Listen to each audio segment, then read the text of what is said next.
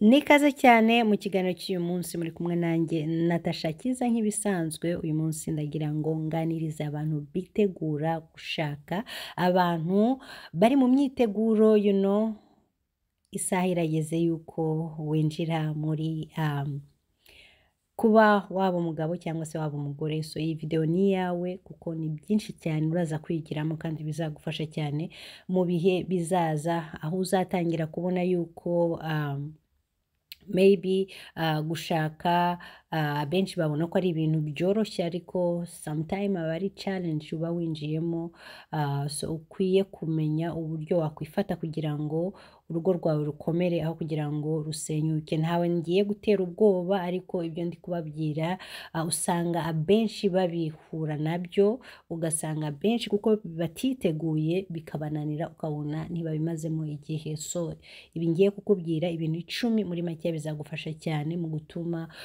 urugo rwawe rukomera. Usanga abantu benshi cyane muri iki gihe bahugiye mu kuba bakwitegura mu myiteguro y'ubukwe bwabo. Tuba dufite abantu bangahe, sale izaba irimo abantu bangahe, ibiryo bizaba bimeze gute, ugasanga mind zabo cyane zifokasinze mu kuba bajya guha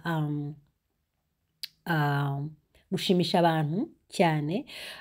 Yego ni ikirori gikomeye, ni ikirori kitazibagirana ariko akenshi nyuma y'ibyo ngibyo ujya utekereza uti uyu muntu ngiye kubana nawe ese ubuzima bwacu after iyi wedding yacu buzaba bumeze gute. So nicyo kintu nshaka kugira ngo witegureho cyane mbere yuko ufokasinga cyane kuri ibyo bintu. Biri ngombwa cyane nabyo ariko iby'ingenzi kurusha ibindi byose ni ibintu 10 ngiye kukubwira kuko ni umuntu mugiye kuzabana nawe akaramata, sibyo? Ntiwite kuba wa spendinga umwanya wawe cyane witegura sale zaba ari miliyoni 10 na zingahe, kunkwa bizaba biri inka 10 cyangwa se 8. Ibyo byose ni ngombwa ariko kubera umuco ibiri ngombwa cyane byazatuma urwo rukundo rwanyu ruramba ni ibi bintu 10 tugiye kugarukaho kano kanya. Ikintu cya mbere ni ukumenya kuganira.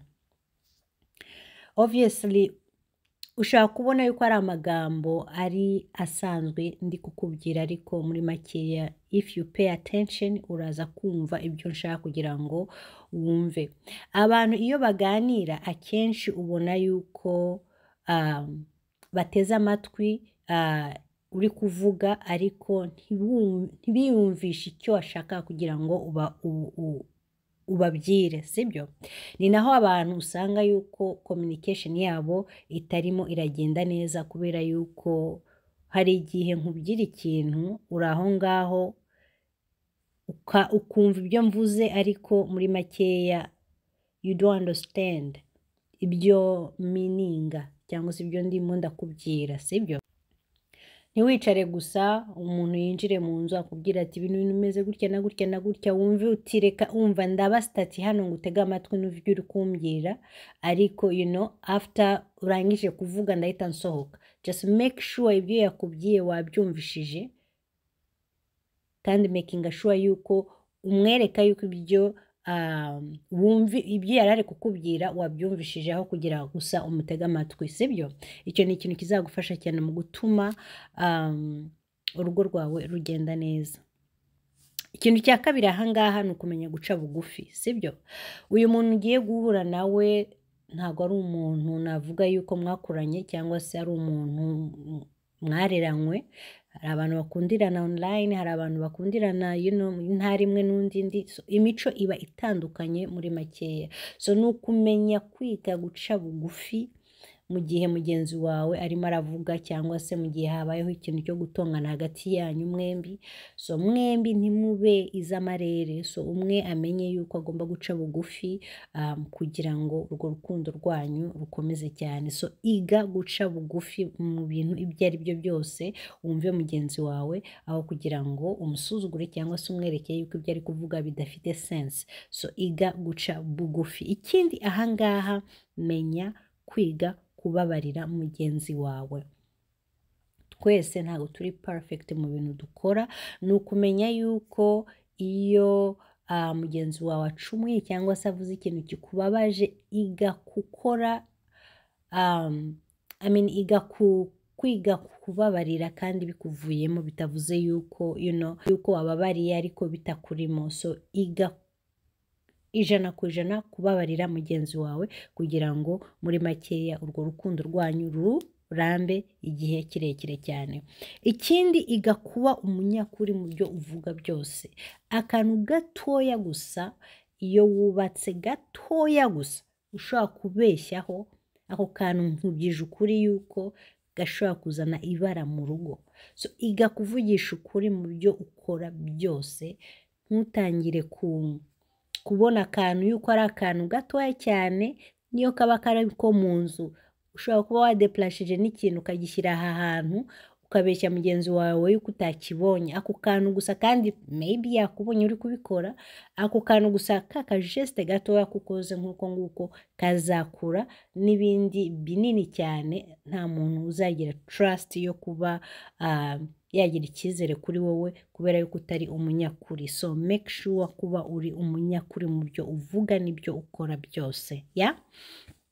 Ikindi, ahangaha twese turakosa. Iga gusaba imbabazi mu gihe uzi neza yuko wakoze ikosa. Yes, buri muntu wese arakosa guys. Making sure yuko wiga gusaba imbabazi. Ntujye mu buriri ngo uryame ngo usinzire mugenzi wawe ari kwigaragura aho ngaho kuko mwatonganye se, kuko habaye ikibazo. Making sure yuko ujya kuryama iki kintu cyakemutse, wabwiye mugenzi wawe yuko wamubabaje kandi usabye imbabazi, kugira ngo mwese muryame mufite amahoro. Okay, ikindi ahangaha nuko wakwiga kwihangana, kuko kubaka muri makeya harimo inzitane nyinshi cyane. Niba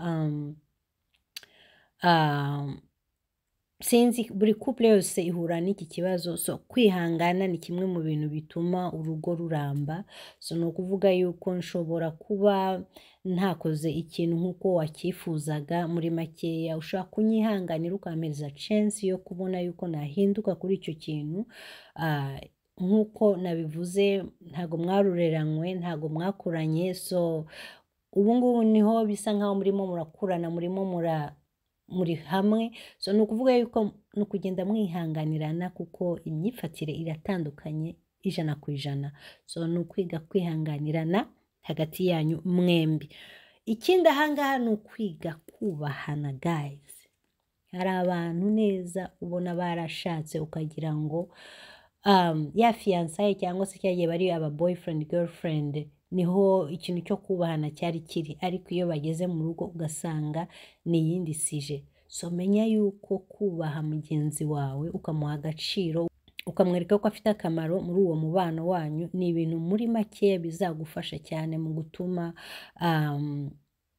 amererwa neza muri uwo mubano wanyu. So kubahana, respect ni ikintu gikenewe 100% mu bantu bashakanye. Ikindi ahangaha ugomba kwemera yuko utari parfait mu byo ukora. Sometime ugomba guca bugufi ukavuga uti what, nakoze ikosa kandi muri makeya ntago bizongera, sibyo? Kumenya yuko wakoze ikosa ukegera mugenzi wawe ukamubwira ko icyo kintu kitazongera kubaho, ni ikintu kizatuma urugo rwawe cyangwa se umubano wawe uramba cyane. Kuko iyo utazi guca bugufi ngo usabe imbabazi cyangwa se wemere ikosa mu byo wakoze byose, ni ibintu muri makeya bizatuma mugenzi wawe aguhurwa kandi atakwemera kubana nawe akaramata. Kuko akenshi iyo wanga yuko wakoze ikosa ubiprojecta kuri mugenzi wawe, ugasanga niwe uhora uri umunyamakosa. So ni byiza guca bugufi sometime ukemera yuko hari ikosa wakoze kandi ukabisabira imbabazi. Yes, ikindi ahangaha guys ni ukumenya impamvu ki mwaje kuba couple. Hari ikintu cya attraction cyabaye hagati yanyu muri makeya, guhuza imibiri, kwishimisha ni kimwe mu bintu biri top priority mu urwo rukundo rwanyu. So mu gihe rero utabaye egoiste, utikunze, ugasharinga buri kintu cyose on the right time. Ni ibintu muri makeya bizafasha urukundo rwanyu gukura. Aha kandi nasubiramo nti ifo kumenya sinye za mugenzi wawe, niba agukeneye cyangwa se nawe niba umukeneye. Ibyo bintu byose mukabihereza igihe cyabyo. Mu gihe mugenzi wawe maybe atumva atameze neza cyangwa se mugenzi wawe ararwaye, ifoke nabyo umwumva, kuko si byiza yuko ukora igikorwa mugenzi wawe atari kumwe nawe 100%. So ifoke mwembi mufilinga yuko mubirimo 100%, naho wumva yuko umerewe neza 100%. Yes. Ikindi kintu cya nyuma ahangaha ni ukumenya yuko mu byo mukora byose, fondasiyo y'ibyo mukora byose muri urwo rukundo rwanyu, niba mudashyize Imana imbere, niba mudahamagaye ijuru ngo ribatabare ribubakire inzu yanyu ibe fondasiyo y'urukundo ruturuka ku Mana, ibintu byanyu ntabwo byagera kure cyane. So ifoke mugira iyo habitude yo kusaba Imana yuko mwabana nayo, yuko yabayobora mu byo mukora byose, yuko yababera byose muri makeya, kugira ngo urugo rwanyu rukomere. Yes, niba ibintu 10 rero nari mbafitiye muri makeya, nizera yuko hari uwo biraza gufasha niba witegura gushaka. Niba uzi ko hari undi muntu ukeneye kumva iyi video, wibuke wisukume kugira ngo arebe ibi bintu 10 niba byujuje mbere yuko afata umwanzuro wo kuvuga ngo agiye gushaka. So ibi ni ibintu bizamufasha cyane mu gutuma urugo rwabo rugenda neza. Kora share rero kugira ngo ufashe bagenzi bawe, haba kuri social media yawe cyangwa se kuri WhatsApp. Ibi bintu 10 birakenewe cyane. Turi kumwe rero, Imana ibakomeze kandi barinde aho muri hose. Mwari kumwe nanjye Natasha Kiza. Ciao, bye bye.